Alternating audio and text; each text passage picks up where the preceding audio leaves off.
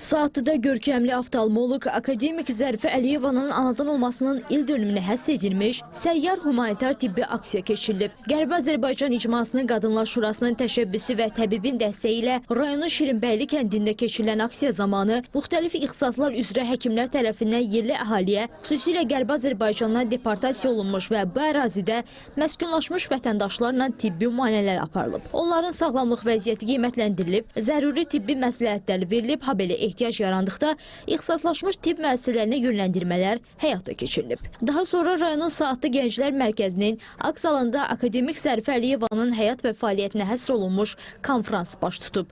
Moderatorluğu Qərbi Azərbaycan İcması Qadınlar Şurasının sədri, millət vəkili Məlahət İbrahim qızı edib. Elmi-praktik konfrans Zərifə Əliyeva nəsillərə örnək ömür yolu adlı videoçarxı nümayişi ilə başlayıb. Konfransın məruzə hissəsində Saatlı rayon İcra Hakimiyyətinin başçısı Elmir Bağırov, Qərbi Azərbaycan İcmasının İdarə Heyətinin sədri, Milli Məclisin deputatı Əziz Ələkbəlli, təbibin icraçı direktorunun müavini Anar İsrafilov, Azərbaycan Tibb Universitetinin professoru Paşa Qəlbinur çıxış ediblər. Konfrans çərçivəsində Zərifə Əliyeva nəsillərə örnək ömür yolu, Azərbaycan səhiyyə tarixində Zərifə Əliyeva irsi kimi mövzularında məruzə və çıxışlar təqdim olunub. Konfransda eyni zamanda biz Zərifə xanım Əliyevanın həyatı, formalaşdığı mühit, mənsub olduğu ailə, onun səhiyyə sahəsində, tibb sahəsində, tibb elmi sahəsində xidmətləri barədə məruzələrə qulaq asdıq. Zərifə xanımın o böyük şəxsiyyətin xatirəsini bir daha yad elədik. O həm ictimai xadim idi, SSR-də Sülh